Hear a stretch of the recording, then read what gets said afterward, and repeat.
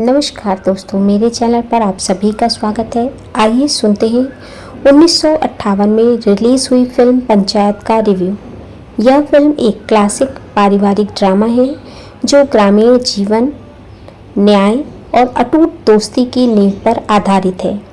लेखराज भाकरी जी द्वारा निर्देशित इस फिल्म में मनोज कुमार जी, राजकुमार, नज़ीर हुसैन, श्यामा, लीला मिश्रा जैसे दिग्गज कलाकारों ने काम किया है।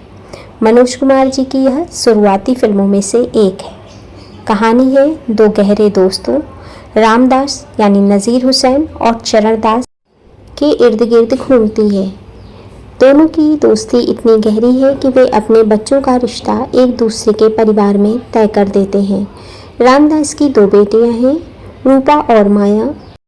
माया विधवा हो चुकी है जो अपने देवर मोहन राजकुमार के साथ रहती है और मोहन उसका बहुत सम्मान करता है। माया विधवा है और उसका एक बेटा है, छोटा बेटा है। रूपा की सगाई चरणदास के बेटे गोपाल यानी मनोज कुमार से होती है, जबकि चरणदास की बेटी सुशीला यानी श्यामा का रिश्ता मोहन यानी राजकुमार से तय होता है। इधर कहानी में ट्विस्ट तब आता है जब चरणदास और उसकी पत्नी लीला मिश्रा अपनी काकी के साथ अच्छा व्यवहार नहीं करते हैं, तो काकी जो है इस बात की पंचायत में उठाती हैं और अपना पंच वो रामदास को बनाती हैं। इस पर वहाँ पर पंचायत में फैसला आता है, जहाँ पर काकी अपने विषय में बात बताती हैं कि मैंने अपनी ज़मीन वगैरह सब चरणदास को दे दी है, परंतु फिर भी वह अब मेरी देखभाल नहीं करता है और ना ही खाने को ढंग से देता है। इस तरह जब मामला पंचायत में पहुंचता है और रामदास को न्याय करने की जिम्मेदारी सौंपी जाती है, यानी उसे पंच बनाया जाता है, तो चरणदास सोचता है कि यह तो मेरा दोस्त है तो यह मेरी ही तरफदारी करेगा। किंतु रामदास एक ईमानदार व्यक्ति है और दोस्ती से भी ऊपर वह कानून और सच्चाई को रखता है। जब वह पंच की कुर्सी पर बैठता है यानी पंच की गद्दी पर बैठता है, तो वह सच्चाई का साथ देता है और चरणदास के खिलाफ फैसला सुना देता है। काकी के पक्ष में फैसला आ जाने पर रामदास के फैसले से नाराज होकर चरणदास गुस्से में अपनी दोस्ती को तोड़ देता है और अपने बेटे गोपाल की सगाई रूपा से रद्द कर देता है। साथ ही वह अपने बच्चों को रामदास के परिवार से दूर रहने का आदेश देता है। काकी अब रामदास के परिवार के साथ रहती हैं। इधर गोपाल यानी मनोज कुमार अपने पिता के फैसले का विरोध करता है और सच्चाई का साथ देने की बात करता है। इस पर चरणदास बहुत नाराज होता है और गोपाल उससे नाराज होकर शहर चला जाता है।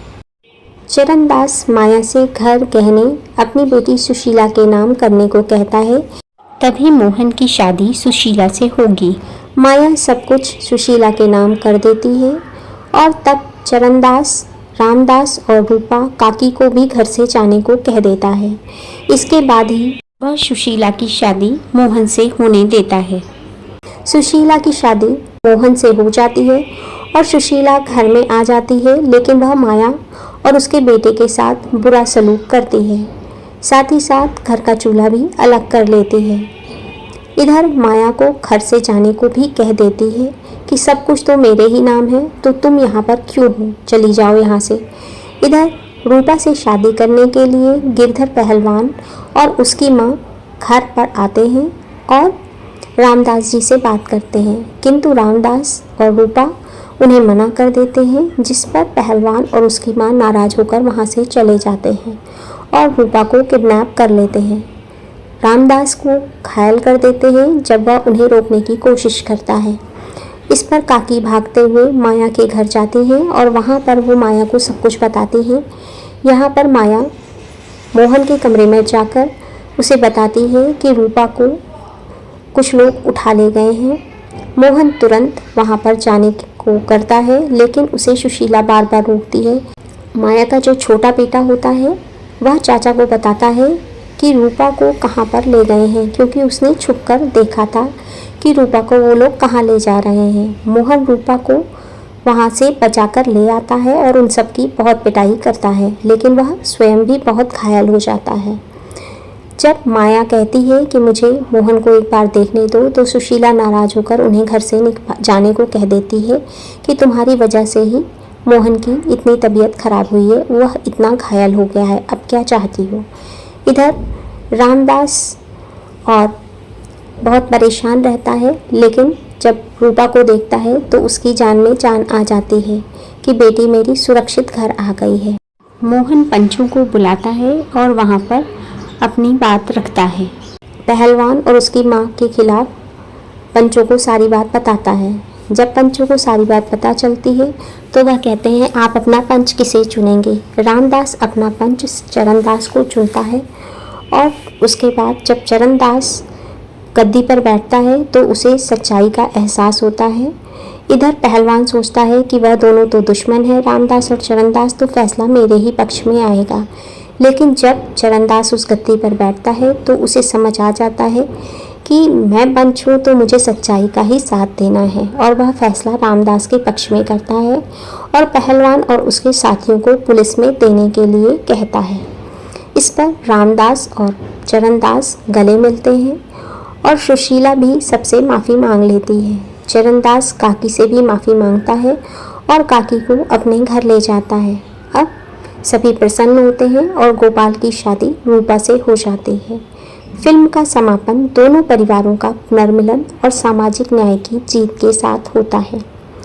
कहानी पंचायत में पंच की गद्दी पर मेनली बेस्ड है, यानी आधारित है कि आप जब पंच की कुर्सी पर बैठते हैं तो आप केवल सच का ही आपको साथ देना चाहिए, वहाँ पर रिश्ते नातों का कोई प्रभाव नहीं पड़ता है। बारी है अभिनय के बारे में जानने की, तो मनोज कुमार ने एक युवा और आदर्शवादी बेटे के रूप में बेहतरीन काम किया है। नज़ीर हुसैन साहब ने एक ईमानदार और न्याय प्रिय व्यक्ति की भूमिका को बखूबी निभाया है। राजकुमार ने मोहन के रूप में बेहतरीन अभिनय किया है। निर्देशन और संगीत की बात करें तो लेखराज भाकरी जी का निर्देशन सरल और प्रभावशाली है।